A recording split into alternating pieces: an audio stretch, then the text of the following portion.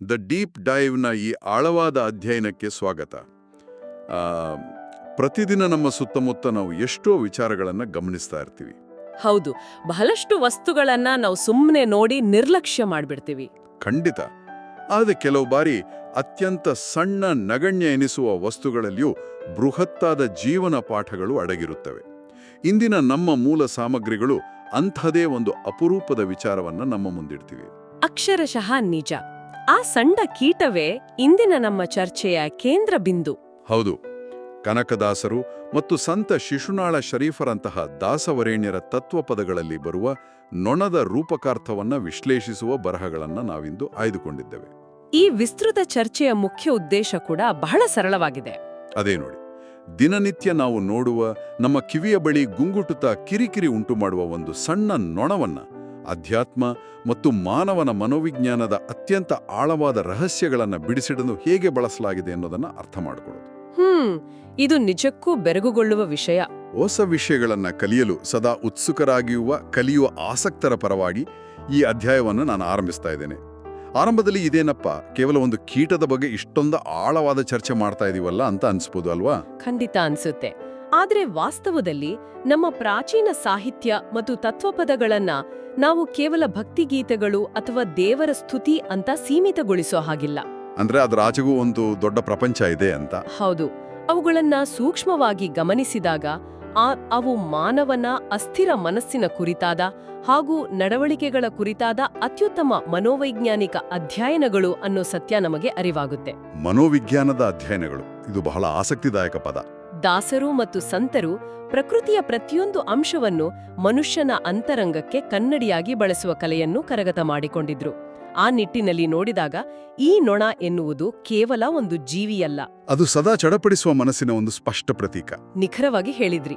ಸರಿ, ಇದನ್ನ ಸ್ವಲ್ಪ ಬಿಡಿಸಿ ನೋಡೋಣ. ನೊಣದ ಮೂಲ ಸ್ವಭಾವವೇನು ಅಂತ ದೈನಂದಿನ ಜೀವನದಲ್ಲಿ ನಾವು ಗಮನಿಸಿದ್ರೆ ಅದಕ್ಕೆ ಚಂಚಲತೆಯೇ ಅದರ ಅಸ್ತಿತ್ವ. ಅದು ಒಂದು ಕಡೆ ಸುಮ್ಮನೆ ನಿಲ್ಲೋದೇ ಇಲ್ಲ, ಸದಾ ಹಾರಾಡ್ತಲೇ ಇರುತ್ತೆ. ಒಂದು ವಸ್ತುವಿನಿಂದ ಇನ್ನೊಂದು ವಸ್ತುವಿಗೆ ಜಿಗಿಯುತ್ತಲೇ ಇರುತ್ತೆ. ಹೌದು, ಒಂದು ಕೋಣೆಯಿಂದ ಮತ್ತೊಂದು ಕೋಣೆಗೆ. ಇದನ್ನೇ ತತ್ವಪದಗಳಲ್ಲಿ ಮನುಷ್ಯನ ಮನಸ್ಸಿಗೆ ಹೋಲಿಸಲಾಗಿದೆ ಅಲ್ವಾ? ಇದನ್ನ ಇಂದಿನ ಜೀವನ ಶೈಲಿಗೆ ಅನ್ವಯಿಸಿ ನೋಡಿದ್ರೆ ಬಹಳ ಆಶ್ಚರ್ಯವಾಗುತ್ತೆ. ಇಂದಿನ ಗ್ಯಾಜೆಟ್ಗಳ ಜಗತ್ತಿಗೆ ಇದು ಬಹಳ ಹತ್ತಿರವಾದ ಹೋಲಿಕೆ. ಖಂಡಿತ. ಬೆಳಗ್ಗೆ ಎದ್ದ ತಕ್ಷಣ ಸ್ಮಾರ್ಟ್ಫೋನ್ ಕೈಗೆ ತೆಗೆದುಕೊಂಡ್ರೆ ವಾಟ್ಸ್ಆ್ಯಪ್ ನೋಡುತ್ತಲೇ ಇನ್ಸ್ಟಾಗ್ರಾಮ್, ಅಲ್ಲಿಂದ ಯೂಟ್ಯೂಬ್ ಕಡೆ ನಮ್ಮ ಗಮನ ಹರಿಯುತ್ತೆ. ಮಿದುಳು ಒಂದೇ ಸಮನೆ 10 ಟ್ಯಾಬ್ಗಳನ್ನು ಓಪನ್ ಮಾಡಿಕೊಂಡಿರುವ ಬ್ರೌಸರ್ ತರಹ ಆಗಿಬಿಟ್ಟಿದೆ. ಅಕ್ಷರಶಃ ಹೌದು. ಆ ದೃಷ್ಟಿಯಲ್ಲಿ ನೋಡಿದ್ರೆ ನೊಣಕ್ಕೂ ಇಂದಿನ ಅತಿವೇಗದ ಜೀವನದಲ್ಲಿರುವ ನಮ್ಮ ಚಂಚಲ ಮನಸ್ಸಿಗೂ ಯಾವುದೇ ವ್ಯತ್ಯಾಸವೇ ಇಲ್ಲ ಅಂತ ನನಗೆನ್ಸುತ್ತೆ. ಆ ಹೋಲಿಕೆ ಬಹಳ ನಿಖರವಾಗಿದೆ. ಆದರೆ ಇಲ್ಲಿ ಗಮನಿಸಬೇಕಾದ ಇನ್ನೊಂದು ಬಹಳ ಮುಖ್ಯವಾದ ಅಂಶ ಕೂಡ ಇದೆ. ಇಲ್ಲಿರುವ ಅತ್ಯಂತ ಬೆರಗುಗೊಳಿಸುವ ಅಂಶ ಅಂದ್ರೆ ಕೇವಲ ಚಂಚಲತೆ ಮಾತ್ರವಲ್ಲ, ನೊಣಕ್ಕೆ ಶುದ್ಧಿ ಮತ್ತು ಅಶುದ್ಧಿಯ ನಡುವಿನ ವಿವೇಚನೆ ಇರೋದಿಲ್ಲ. ಅಂದ್ರೆ ಅದಕ್ಕೆ ಆ ಸೆನ್ಸ್ ಇರೋದಿಲ್ಲ ಅಂತ. ಹೌದು, ಒಂದು ನೊಣ ಸುಗಂಧ ಬೀರುವ ಹೂವಿನ ಮೇಲೂ ಹೋಗಿ ಕೂರುತ್ತೆ, ಹಾಗೆಯೇ ಅತ್ಯಂತ ಕೊಳಕಾದ ಕಸದ ರಾಶಿಯ ಮೇಲೂ ಹೋಗಿ ಕೂರುತ್ತೆ. ಅದಕ್ಕೆ ಯಾವುದು ಒಳ್ಳೇದು ಯಾವುದು ಕೆಟ್ಟದ್ದು ಅನ್ನೋ ಅರಿವಿಲ್ಲ. ಇದು ನಮ್ಮ ಮನಸ್ಸಿನ ಸ್ಥಿತಿಗೂ ಅನ್ವಯ ಆಗುತ್ತೆ ಅಲ್ವಾ? ಹೌದು, ಮನುಷ್ಯನ ಬುದ್ಧಿ ತನ್ನ ವಿವೇಚನೆಯನ್ನು ಕಳೆದುಕೊಂಡಾಗ ಏನಾಗುತ್ತೆ ಅನ್ನೋದಕ್ಕೆ ಇದಕ್ಕಿಂತ ದೊಡ್ಡ ಉದಾಹರಣೆ ಬೇಕಿಲ್ಲ. ಒಂದು ನಿಮಿಷ, ಕೇವಲ ಗಮನ ಹರಿಯೋದು ಅಥವಾ ಒಂದು ವಿಷಯದಿಂದ ಇನ್ನೊಂದು ವಿಷಯಕ್ಕೆ ಜಿಗಿಯೋದು ಅಷ್ಟು ದೊಡ್ಡ ಅಪಾಯನ? ಅದು ಮನುಷ್ಯನ ಸಹಜ ಕುತೂಹಲ ಅಂತಲೂ ನಮ್ಗೆ ಅನಿಸ್ಬೋದಲ್ವೇ? ಕುತೂಹಲಕ್ಕೂ ವಿವೇಚನೆ ಇಲ್ಲದಿರೋದಕ್ಕೂ ಬಹಳ ವ್ಯತ್ಯಾಸವಿದೆ. ಅಪಾಯ ಇರೋದು ಆ ಡಿಸ್ಟ್ರಾಕ್ಷನ್ನಲ್ಲಿ ಅಲ್ಲ, ಬದಲಾಗಿ ಮನಸ್ಸು ಯಾವ ವಿಷಯದ ಕಡೆ ಹೆಚ್ಚು ಆಕರ್ಷಿತವಾಗುತ್ತಿದೆ ಎನ್ನುವುದರಲ್ಲಿ. ಓಹೋ, ಅಂದ್ರೆ ದಿಕ್ಕು ಮುಖ್ಯ ಅಂತ.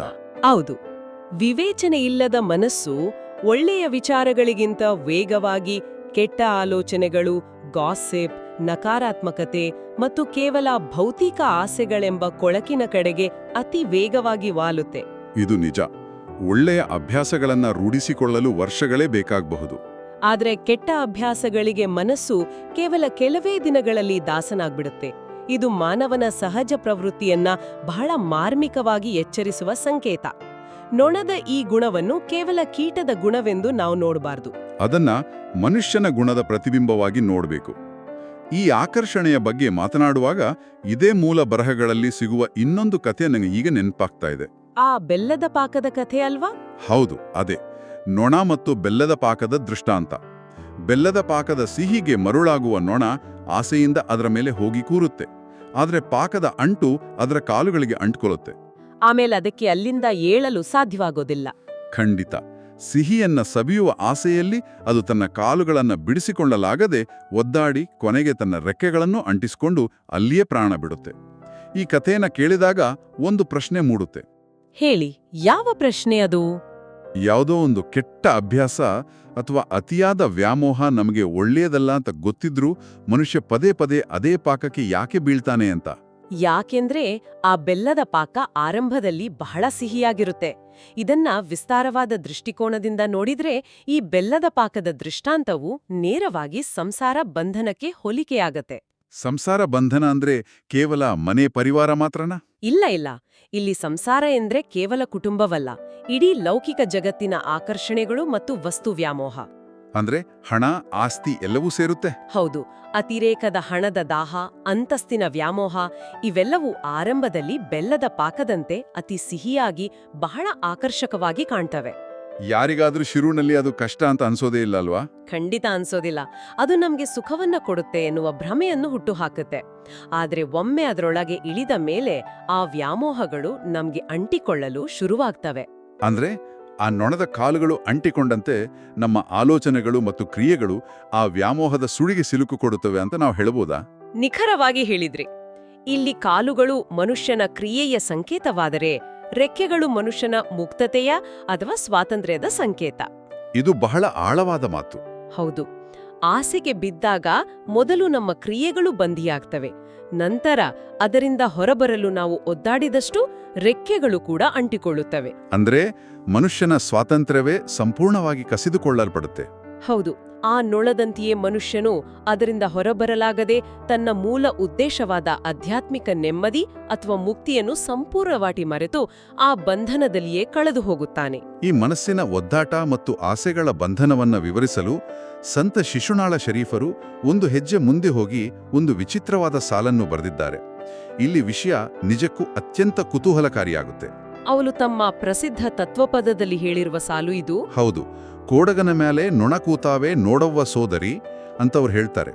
ಇದನ್ನೊಮ್ಮೆ ನಾವು ಕಲ್ಪನೆ ಮಾಡಿಕೊಂಡ್ರೆ ಒಂದು ಮಂಗ, ಅದರ ಮೇಲೆ ಒಂದು ನೊಣ ಕೂತಿದೆ ಎನ್ನುವ ದೃಶ್ಯ ಹಾಸ್ಯದ ಜೊತೆಗೆ ಆಶ್ಚರ್ಯವನ್ನು ತರುತ್ತೆ. ಮಂಗನಿಗೆ ಮೊದಲೇ ಸುಮ್ಮನೆ ಕೂರಲು ಬರೋದಿಲ್ಲ. ಹೌದು, ಅದರ ಮೇಲೆ ಈ ನೊಣ ಬೇರೆ ಕಾಡ್ತಿದೆ. ಶರೀಫರು ಯಾಕೆ ಇಂಥದ್ದೊಂದು ಚಿತ್ರಣವನ್ನು ನಮಗೆ ಕಟ್ಟಿಕೊಟ್ರು? ಶರೀಫರಂತಹ ಜ್ಞಾನಿಗಳು ಬಳಸುವ ಪ್ರತಿಯೊಂದು ಪದವೂ ಒಂದೊಂದು ದೊಡ್ಡ ತತ್ವವನ್ನು ತನ್ನೊಡಲಲ್ಲಿಟ್ಕೊಂಡಿರುತ್ತೆ. ಇದನ್ನೇ ತಾರ್ಕಿಕವಾಗಿ ಬಿಡಿಸಿ ನೋಡಿದಾಗ ಇದರ ಅಸಲಿ ಅರ್ಥ ನಮ್ಗೆ ಹೊಳೆಯುತ್ತೆ. ದಯವಿಟ್ಟು ಬಿಡಿಸಿ ಹೇಳಿ. ಮೊದಲನೆಯದಾಗಿ ಕೋಡಗ ಅಥವಾ ಮಂಗ. ಮಂಗನ ಸ್ವಭಾವ ಎಂದರೆ ಒಂದು ಕೊಂಬೆಯಿಂದ ಇನ್ನೊಂದು ಕೊಂಬೆಗೆ ಹಾರುತ್ತಲೇ ಇರೋದು ಅಲ್ವಾ? ಹೌದು, ಅದು ಯಾವತ್ತೂ ಶಾಂತವಾಗಿ ಇರೋದಿಲ್ಲ. ಇಲ್ಲಿ ಕೋಡಗ ಎಂದ್ರೆ ಅಹಂಕಾರ ಮತ್ತು ಆಸೆಗಳ ಹಿಂದೆ ಸದಾ ಓಡುವ ನಮ್ಮ ಈ ಶರೀರ. ನಮ್ಮ ದೇಹ ಮತ್ತು ಬುದ್ಧಿ ಕೂಡ ಆ ಮಂಗನಂತೆಯೇ ಚಂಚಲ. ಓಹೋ, ಮಂಗ ಅಂದ್ರೆ ನಮ್ಮ ಶರೀರ. ಹಾಗಾದ್ರೆ ಆ ನೊಣ? ಎರಡನೆಯದಾಗಿ ನೊಣ. ಆಗ್ಲೇ ನಾವು ಚರ್ಚಿಸಿದಂತೆ ನೊಣ ಎಂದರೆ ನಮ್ಮ ಆಸೆಗಳು. ಆ ಶರೀರವೆಂಬ ಮಂಗನನ್ನು ಮುತ್ತಿಕೊಂಡು ಪೀಡಿಸುವ ಸಾವಿರಾರು ಆಸೆಗಳೇ ಈ ನೊಣಗಳು. ಅಬ್ಬಾ, ಇದನ್ನ ಕಲ್ಪಿಸ್ಕೊಂಡ್ರೇನೇ ಒಂಥರ ಆಗುತ್ತೆ. ಹೌದು, ಒಂದು ಮಂಗನ ಮೇಲೆ ನೊಣಗಳು ಮುತ್ತಿಕೊಂಡ್ರೆ ಅದು ಎಷ್ಟು ಒದ್ದಾಡ್ತತೆ ಅಂತ ಊಹಿಸಿ. ಹಾಗೆಯೇ ಆಸೆಗಳು ಮನುಷ್ಯನ ದೇಹ ಮತ್ತು ಮನಸ್ಸನ್ನು ಎಂದಿಗೂ ಶಾಂತವಾಗಿ ಇರಲು ಬಿಡುವುದಿಲ್ಲ. ಸದಾ ಒಂದಲ್ಲ ಒಂದು ಚಡಪಟಿಕೆ ಇದ್ದೇ ಇರುತ್ತೆ. ಇದು ಕೇವಲ ಪ್ರಾಸಕ್ಕಾಗಿ ಬಳಸಿದ ಪದವೋ ಅಥವಾ ಇದರ ಹಿಂದೆಯೂ ಏನಾದರೂ ಅರ್ಥವಿದೆಯೋ? ತತ್ವಪದಗಳಲ್ಲಿ ಸುಖಾಸುಮ್ಮನೆ ಯಾವುದೇ ಪದವನ್ನು ಅವರು ಬಳಸುವುದಿಲ್ಲ. ಇಲ್ಲಿ ಸೋದರಿ ಎಂದ್ರೆ ಯಾವುದೋ ರಕ್ತ ಸಂಬಂಧಿಯಲ್ಲ.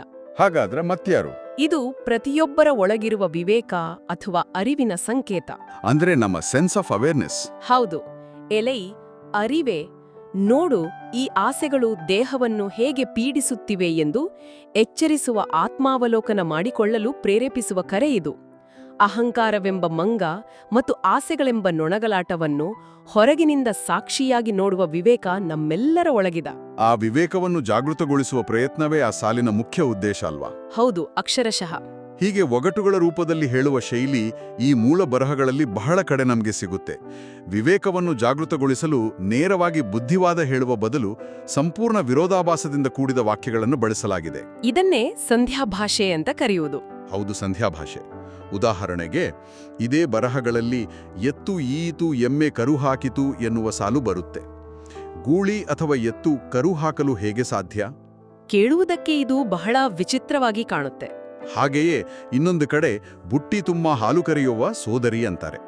ತೂತುಗಳಿರುವ ಬುಟ್ಟಿಯಲ್ಲಿ ನೀರು ನಿಲ್ಲುವುದೇ ಕಷ್ಟ, ಅಂತಹುದರಲ್ಲಿ ಹಾಲು ಕರೆಯುವುದು ಅಂದ್ರೆ ಏನು? ನೇರವಾಗಿ ಹೇಳಬೇಕಾದ ತತ್ವಗಳನ್ನ ಹೀಗೆ ಯಾಕೆ ಗೊಂದಲಮಯವಾಗಿ ಹೇಳಬೇಕು? ಸಂಧ್ಯಾಭಾಷೆಯ ಮೂಲ ಉದ್ದೇಶವೇ ಅದು. ಸಾಮಾನ್ಯ ತರ್ಕವನ್ನು ಮುರಿದು ನಮ್ಮನ್ನ ಆಳವಾಗಿ ಯೋಚಿಸುವಂತೆ ಮಾಡುವುದು. ನೇರವಾಗಿ ಬುದ್ಧಿವಾದ ಹೇಳಿದ್ರೆ ಮನುಷ್ಯನ ಅಹಂಕಾರ ಅದನ್ನು ಸುಲಭವಾಗಿ ಸ್ವೀಕರಿಸುವುದಿಲ್ಲ. ನನಗೆಲ್ಲ ಗೊತ್ತು ಎನ್ನುವ ಭಾವನೆ ಅಡ್ಡ ಬರುತ್ತಲ್ವಾ? ಹೌದು. ಆದ್ರೆ ಇಂತಹ ಅಸಾಧ್ಯವೆನಿಸುವ ಒಗಟುಗಳನ್ನು ಮುಂದಿಟ್ಟಾಗ ಸಾಮಾನ್ಯ ಬುದ್ಧಿ ಕೆಲಸ ಮಾಡುವುದನ್ನು ನಿಲ್ಲಿಸಿಬಿಡುತ್ತೆ. ಆಗ ಮನುಷ್ಯ ಒಳಮುಖವಾಗಿ ಯೋಚಿಸಲು ಶುರು ಮಾಡ್ತಾನೆ. ಈ ಒಗಟುಗಳನ್ನು ಬಿಡಿಸುವ ಪ್ರಕ್ರಿಯೆಯೇ ಒಂದು ರೀತಿಯ ಧ್ಯಾನ. ಹಾಗಾದ್ರೆ ಆ ಎತ್ತು ಮತ್ತೆ ಎಮ್ಮೆ ಒಗಟಿನ ಅರ್ಥ ಏನು? ಮೊದಲನೆಯ ಒಗಟನ್ನು ಮಣ್ಣಿನ ಬೊಂಬೆಯಂತಹ ನಮ್ಮ ದೇಹಕ್ಕೆ ಅನ್ವಯಿಸಿ ನೋಡಬೇಕು. ಇಲ್ಲಿ ಎತ್ತು ಎಂದರೆ ಶುದ್ಧ ಚೈತನ್ಯ ಅಥವಾ ಆತ್ಮ. ಅದು ಕರು ಹಾಕಿತು ಎಂದರೆ ಜ್ಞಾನವನ್ನು ಪಡೆಯಿತು ಎಂದರ್ಥ. ಅಂದ್ರೆ ಆತ್ಮಕ್ಕೆ ಜ್ಞಾನೋದಯವಾಯಿತು. ಮತ್ತೆ ಎಮ್ಮೆ ಕರು ಹಾಕಿತು ಅಂದ್ರೆ? ಎಮ್ಮೆ ಎಂದರೆ ಅಜ್ಞಾನ ಅಥವಾ ತಾಮಸಿಕ ಗುಣ. ಎಮ್ಮೆ ಕರು ಹಾಕಿತು ಎಂದರೆ ಅಜ್ಞಾನದಿಂದ ಅಹಂಕಾರವೆಂಬ ಕರು ಹುಟ್ಟಿತು ಎಂಬ ಎಚ್ಚರಿಕೆಯದು. ಅಂದ್ರೆ ಜ್ಞಾನೋದಯದ ಹಾದಿಯಲ್ಲಿ ಅಹಂಕಾರ ಅಡ್ಡಬರಬಾರ್ದು, ಶುದ್ಧ ಚೈತನ್ಯ ಮಾತ್ರ ಬೆಳೀಬೇಕು ಎನ್ನುವುದಿದ್ರ ಆಳವಾದ ಅರ್ಥ ಅಲ್ವಾ? ಹೌದು, ಅತ್ಯಂತ ನಿಖರವಾಗಿ ಅರ್ಥ ಮಾಡ್ಕೊಂಡಿದ್ದೀರಿ. ಹಾಗಾದ್ರೆ ಆ ತೂತುಗಳಿರುವ ಬುಟ್ಟಿಯಲ್ಲಿ ಹಾಲು ಕರೆಯುವ ಒಗಟನ್ನ ಹೇಗೆ ಅರ್ಥೈಸ್ಕೊಳ್ಬೇಕು? ಆ ಒಗಟು ನಮ್ಮ ಇಂದ್ರಿಯಗಳ ನಿಗ್ರಹದ ಬಗ್ಗೆ ಮಾತನಾಡುತ್ತೆ. 9 ತೂತುಗಳಿರುವ ಬುಟ್ಟಿ ಎಂದರೆ ನವದ್ವಾರಗಳಿಯುವ ಮನುಷ್ಯನ ಈ ಶರೀರ. ನವದ್ವಾರಗಳು ಅಂದ್ರೆ ಕಣ್ಣು, ಕಿವಿ, ಮೂಗು, ಬಾಯಿ ಇವೆಲ್ಲ ಸೇರಿ? ಹೌದು. ಆ ನವದ್ವಾರಗಳ ಮೂಲಕ ನಮ್ಮ ಶಕ್ತಿ ಸದಾ ಹೊರಸೂಸುತ್ತಲೇ ಇರುತ್ತದೆ. ನಾವು ನೋಡುವ ದೃಶ್ಯಗಳು, ಕೇಳುವ ಮಾತುಗಳು ಇವೆಲ್ಲವೂ ನಮ್ಮ ಒಳಗಿನ ಶಕ್ತಿಯನ್ನು ವ್ಯಯ ಮಾಡುತ್ತವೆ. ಇಲ್ಲಿ ಹಾಲು ಎಂದರೆ ಭಕ್ತಿ, ಏಕಾಗ್ರತೆ ಅಥವಾ ಜ್ಞಾನ.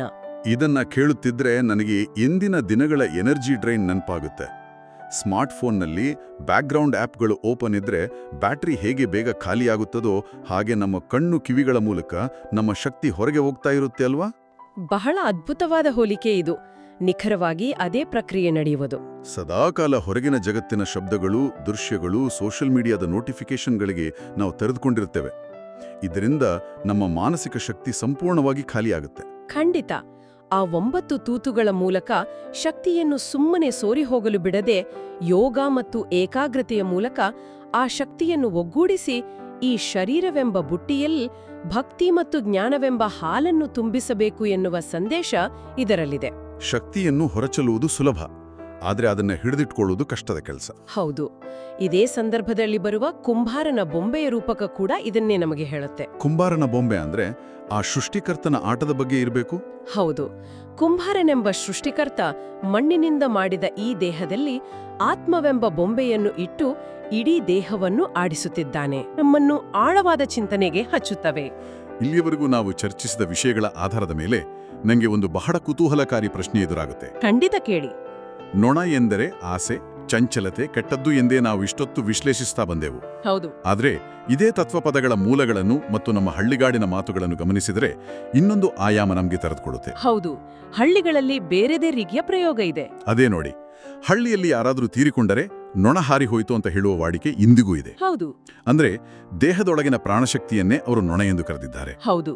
ಇದು ಬಹಳ ಸೂಕ್ಷ್ಮವಾದ ವಿಷಯ. ಒಂದೆಡೆ ನೊಣ ಎಂದರೆ ಕೊಳಕಿನ ಮೇಲೆ ಕೂರುವ ಆಸೆ, ಇನ್ನೊಂದೆಡೆ ಅದು ನಮ್ಮ ಜೀವದ ಆಧಾರವಾದ ಪ್ರಾಣ. ಈ ಎರಡು ಭಿನ್ನ ಅರ್ಥಗಳನ್ನ ನಾವು ಹೇಗೆ ಗ್ರಹಿಸಬೇಕು? ಭಾರತೀಯ ತತ್ವಶಾಸ್ತ್ರದಲ್ಲಿ ಇದು ಬಹಳ ಆಳವಾದ ಪರಿಕಲ್ಪನೆ. ಪ್ರಾಣ ಮತ್ತು ಮನಸ್ಸು ಇವೆರಡು ಒಂದೇ ನಾಣ್ಯದ ಎರಡು ಮುಖಗಳಿದ್ದಂತೆ. ಅಂದ್ರೆ ಅವೆರಡನ್ನು ಬೇರೆ ಬೇರೆ ಮಾಡಕ್ಕಾಗಲ್ಲ. ಯೋಚನೆಗಳು ಅಸ್ತವ್ಯಸ್ತವಾಗಿರುವಾಗ ಆ ಪ್ರಾಣ ಶಕ್ತಿಯು ಕೇವಲ ಒಂದು ನೊಣದಂತೆ ವರ್ತಿಸುತ್ತದೆ. ಅದು ಚಂಚಲವಾಗಿರುತ್ತೆ ಅಂತ. ಹೌದು, ಅದು ಚಂಚಲವಾಗಿರುತ್ತದೆ ಮತ್ತು ಕೊಳಕಾದ ಆಸೆಗಳ ಕರೆಗೆ ಓಡುತ್ತೆ.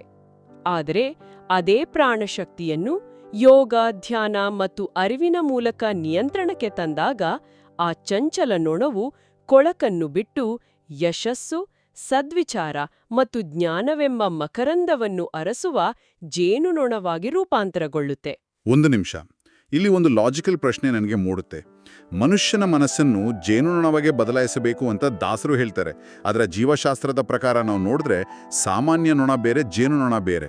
ಹೌದು, ಎರಡು ಸಂಪೂರ್ಣ ಭಿನ್ನವಾದ ಕೀಟಗಳು.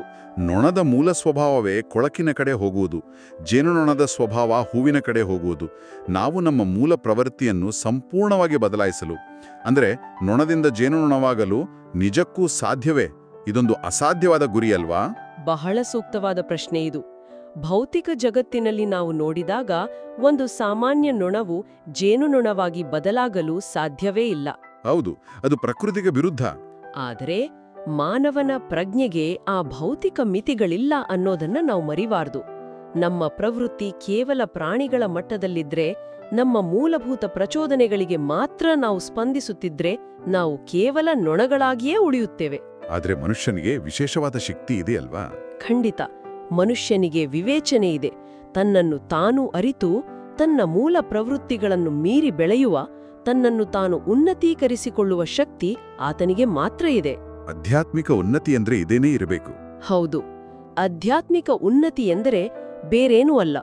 ಸಾಮಾನ್ಯ ನೊಣದಂತಿರುವ ನಮ್ಮ ಹಳೆಯ ಸ್ವಭಾವವನ್ನು ಸಾಯಿಸಿ ಕೇವಲ ಜ್ಞಾನದ ಮಕರಂದವನ್ನು ಹೀರುವ, ಸಮಾಜಕ್ಕೆ ಸಿಹಿಯಾದ ಜೇನುತುಪ್ಪವನ್ನು ನೀಡುವ ಜೇನುನೊಣದ ಪ್ರಜ್ಞೆಯನ್ನು ಹುಟ್ಟುಹಾಕುವುದು. ಅದಕ್ಕಾಗಿಯೇ ಅವರು ಆ ಯೋಗ ಮತ್ತು ಇಂದ್ರಿಯ ನಿಗ್ರಹದ ಮಾರ್ಗವನ್ನು ನಮಗೆ ಸೂಚಿಸಿದ್ದು. ಅಕ್ಷರಶಃ ಅದೇ ಆ ರೂಪಾಂತರದ ಕೀಲಿಕೈ. ಇದೊಂದು ಅದ್ಭುತವಾದ ರೂಪಾಂತರದ ಕಲ್ಪನೆ. ಒಂದು ಕಿರಿಕಿರಿ ಮಾಡುವ ನೊಣವನ್ನು ಸಿಹಿಯಾದ ಜೇನುತುಪ್ಪ ನೀಡುವ ಜೇನುನೊಣವನ್ನಾಗಿ ಬದಲಾಯಿಸುವ ಶಕ್ತಿ ನಮ್ಮ ಪ್ರಜ್ಞೆಯಲ್ಲಿ ಅಡಗಿದೆ ಎನ್ನುವುದು ಎಂತಹ ಧನಾತ್ಮಕ ಚಿಂತನೆ. ಹೌದು, ಇದು ನಮಗೆಲ್ಲರಿಗೂ ಒಂದು ದೊಡ್ಡ ಭರವಸೆಯನ್ನು ಕೊಡುತ್ತೆ. ನಾವೀ ಚರ್ಚೆಯ ಕೊನೆಯ ಘಟ್ಟಕ್ಕೆ ಬಂದಿದ್ದೇವೆ. ಈ ಎಲ್ಲಾ ಮೂಲಗಳಿಂದ ನಾವು ಕಲಿಯಬಹುದಾದ ಸಾರಾಂಶವನ್ನು ಒಮ್ಮೆ ಮೆಲುಕು ಹಾಕುವುದಾದರೆ, ಈ ಪ್ರಪಂಚ ಎನ್ನುವುದು ಒಂದು ವಿಚಿತ್ರವಾದ ಸಂತೆ.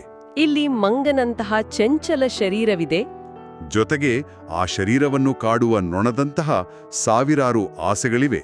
ಆ ಬೆಲ್ಲದ ಪಾಕದಂತಹ ಸಂಸಾರದ ಮಾಯೆಗೆ ಸಿಲುಕದೆ ಯೋಗ, ಧ್ಯಾನ ಮತ್ತು ಒಳಗಿನ ವಿವೇಕದ ಮೂಲಕ ಸತ್ಯವನ್ನು ಕಂಡುಕೊಳ್ಳಬೇಕು ಎನ್ನುವುದೇ ಈ ಆಳವಾದ ಅಧ್ಯಯನದ ಮೂಲಪಾಠ. ಹೌದು, ಮತ್ತು ಈ ಪಾಠ ಇಂದಿನ ಕಾಲಘಟ್ಟಕ್ಕೆ ಹಿಂದೆಂದಿಗಿಂತಲೂ ಹೆಚ್ಚು ಪ್ರಸ್ತುತವಾಗಿದೆ. ನಿಜ.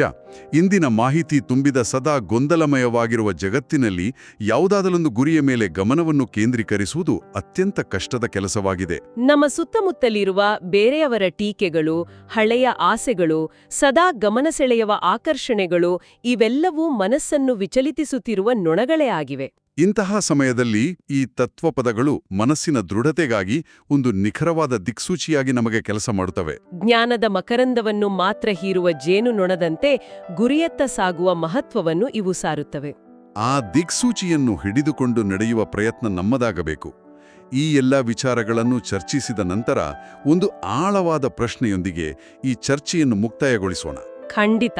ನಮ್ಮ ಸುತ್ತಲಿನ ಪರಿಸರದಲ್ಲಿರುವ ನಕಾರಾತ್ಮಕತೆ ಎಂಬ ಕೊಳಕು ಸದಾ ನಮ್ಮ ಮನಸ್ಸಿನ ನೊಣವನ್ನು ತನ್ನತ್ತ ಸೆಳೆಯುತ್ತಲೇ ಇರುತ್ತದೆ.